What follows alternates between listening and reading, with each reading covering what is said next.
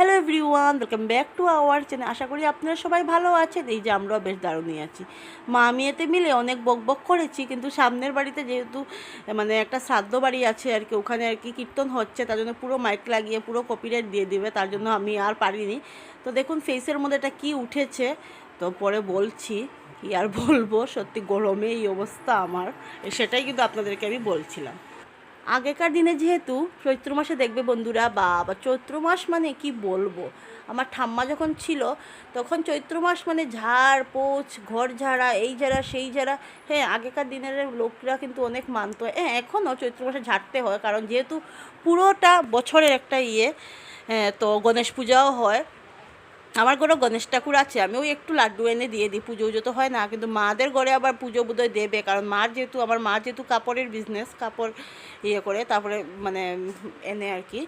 So কাটলাম ইচড়, আর অনেক দিন পরে আমি কাটলাম। অমিত কেটে দেয় প্রত্যেক বছরই, এবছর আমি কাটলাম। আর যেহেতু কাটার সময় করতে পারিনি, কারণ দু একটা রিলস বানিয়েছিলাম তার জন্য। আর দেখো চাবড়া বেরিয়েছে কতগুলো, ওইগুলো দেখাচ্ছি। তো রান্না করবো, ইঁচড় করবো, আর কিছু না, শুধু ভাত। ইঁচড় করবো আর ভাত করবো, আর কিছু করবো না। গরমে মানে ফেসের অবস্থা জাস্ট, শুধু খালি ঘাম পড়ে, মাথায় তো পুরো একদম চেটচেটা হয়ে যাচ্ছে। এখন যদি ডেলি শ্যাম্পু দিই তাও ভালো, কিন্তু ডেলি শ্যাম্পু দিলে যেহেতু হেয়ার পুরো রাফ হয়ে যাবে, তাও বোধহয় ভালো হতো ডেলি শ্যাম্পু দিলে। আর এদিকে তো নাইটির কথা বলে বোঝাতেই পারবো না। তো কী যে করবো জানি না, এত গরম লাগছে। এর জন্য তো আমার প্রেশারের প্রবলেম, মুখের অবস্থা দেখে জাস্ট শুধু মুখ ঘামে, মাথা ঘামে।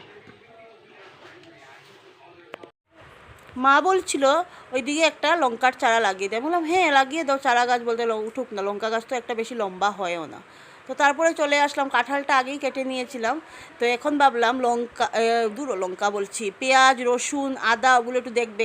ইঁচড় মানেই, কাঁঠাল মানে ইঁচড় বলে, কাঁচা কাঁঠালটাকে যেটা কাঁচা থাকে, সেটা বলতেই হলো মশলার একটা রান্না। তবু আমি বেশি একটা মশলা দিইনি, কারণ মাম্মাম যেহেতু খেতে চাইছে, আর যেহেতু এখন এতটা গরম পড়েছে, কারণ পেটের মধ্যে যদি গন্ডগোল করে, তার জন্য আমি আর এমন একটা মশলা অ্যাড করিনি। তবু অনেকটা যতটুকু করেছি অনেকটাই করেছি। তেলও একটু স্লাইট আমি জাস্ট কমিয়ে দিয়েছি। কমিয়ে দিলে না এটা একটা বেশি টেস্ট হয়ও না, যতটুকু পেরেছি আর কি। তো এই যে তেজপাতা একটু সম্বাস দিয়ে, আর পেঁয়াজ রসুন দিয়ে, আদা তোমরা জানোই একদম ডুপ্লিকেট, মানে বলবো কি আর কি মাটন। চিকেনও কিন্তু দেখবে এতটা মশলা লাগে, ডুপ্লিকেট মাটন বলবো আমি। মাটনে একটু লাগে, মশলা লাগে, চিকেনে এতটা লাগে না বানাতে মশলা। তো পাঁচফোড়ন দিতেছিলাম ভুলে, তো ভাবলাম না পাঁচফোড়ন দেবো না। পাঁচফোড়ন দিলে না, পাঁচফোড়নটা যতই পেঁয়াজ রসুন দিয়ে পাঁচফোড়নটা স্মেল বেরিয়ে যায়। যেহেতু এটা নিরামিষ করবো না, আমিষ করবো পেঁয়াজ রসুন দিয়ে, তাহলে তো পাঁচফোড়ন দেওয়ার কোনো মানেই ওঠে না। তো এই যে দিয়ে দিলাম, আর তেল দেখো কতগুলো দিয়েছি, আরও দিয়েছিলাম, তারপরে যেমন তেলটা দেখাই যাচ্ছিল না। আর আমার যেহেতু হলদিটার রঙও এমন একটা ভালো না, হলদিটা চেঞ্জ করে আনতে হবে। দেন মোবাইলের আলোর জন্যও না, আর মোবাইলের মধ্যে না কীরকম যদি ক্যামেরার মধ্যে হয়ে যায়, তরকারি কালারটা সুন্দর করে কিন্তু আসে না।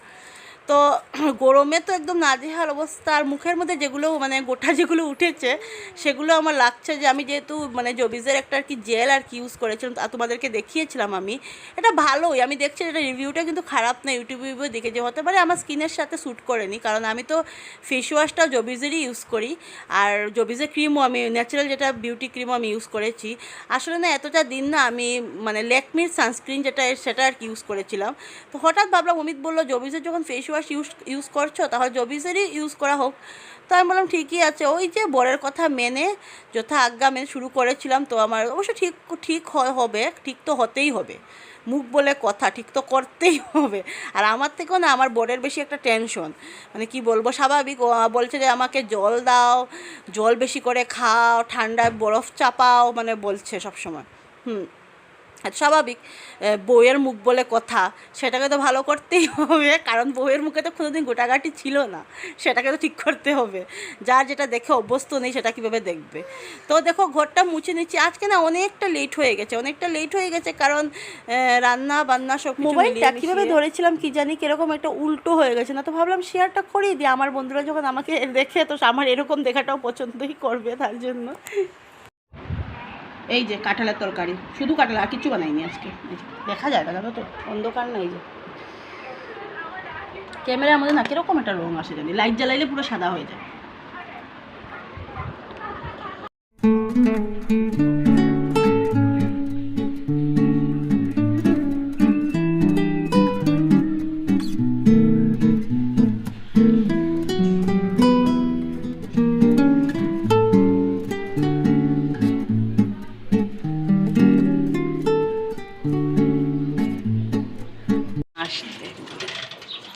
মুখের গোটাগুলো এখন পুরো বোঝা যাচ্ছে।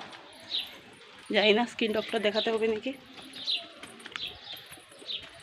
সব গরমে। কে নিয়ে এসছে? হ্যাঁ, কে নিয়ে আইলো ফুচকা? হ্যাঁ, মিম্মি। আরে বেবি, দেখো ফুচকা পাগল। তো দিদি এসছে, তো দিদিকে বললাম বস আমি চা বানিয়ে দিই। আমি চা খাইনি, ওদেরকে দিয়েছি। আমার চা খেতে একদম ভালো লাগছে না, গরম তো।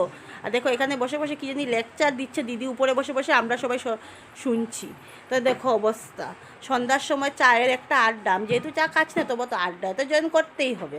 তো এই যে চলে আসলাম বাজার নিয়ে। তো আজকের ভিডিওটা এখানেই শেষ করছি। ভিডিওটা ভালো লাগলে স্কিপ করে দেখবেন। নতুন বন্ধু যারা প্লিজ চ্যানেলটা সাবস্ক্রাইব